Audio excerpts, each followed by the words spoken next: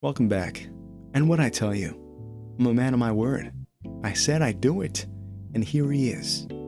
My custom Dark of the Moon Megatron, painted up by me. And honestly, I'm really happy with how it came out. I've never really painted anything to this scale, to this degree, or like using any of the effects that you see on them, like the blendings, the rust, everything on them, like these washes and shit. I've never done anything like this in my life before. The most customizing I've ever done in my life was custom Generations Pyro I did a couple of years back, but all I really did back then was just slap paint on. But here I had to do a lot more than just paint the figure. I had to do a lot of research, surprisingly. I had to look at every single shot of this guy in the movie. I looked up statues, I looked up other figures, including the alien attack, which I drew a lot of inspiration from, because honestly, I think that guy's got the best paint job, but he looks the most dog shit, to be honest. In comparison to like the other Unique Toys offerings, which were the desert version and the other battle damage version, which looked sloppy in my opinion. And I knew immediately I could do maybe a better job, and I don't know. Did I do a better job? You go in the comments and tell me, I don't know.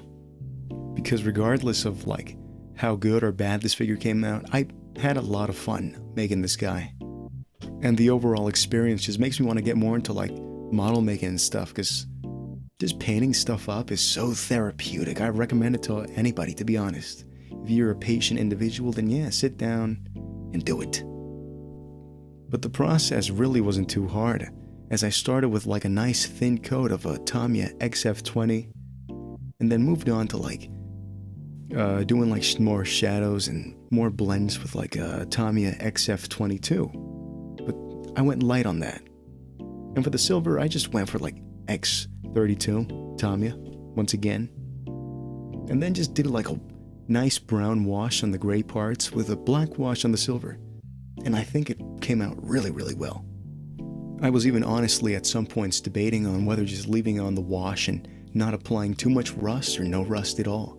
But in these pictures you can see right here, doing no rust at all would have made this figure look so boring, because that rust adds so much character and so much life to every single part of this body.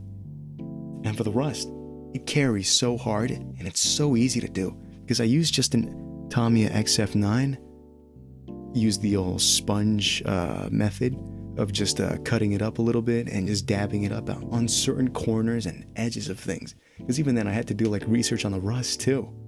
It wasn't as straightforward, but once you get like the rhythm of it and the know-how, you just it just comes to you naturally.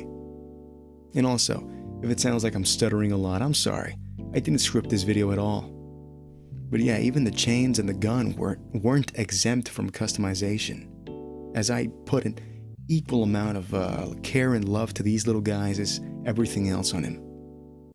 And to finish it all off, I applied sealer on every corner of his body, just to prevent scratches and like paint chipping, or at least try to prevent it, because I think it's going to happen regardless of what I do. It's going to happen. But I'm going to try what I can and do what I can.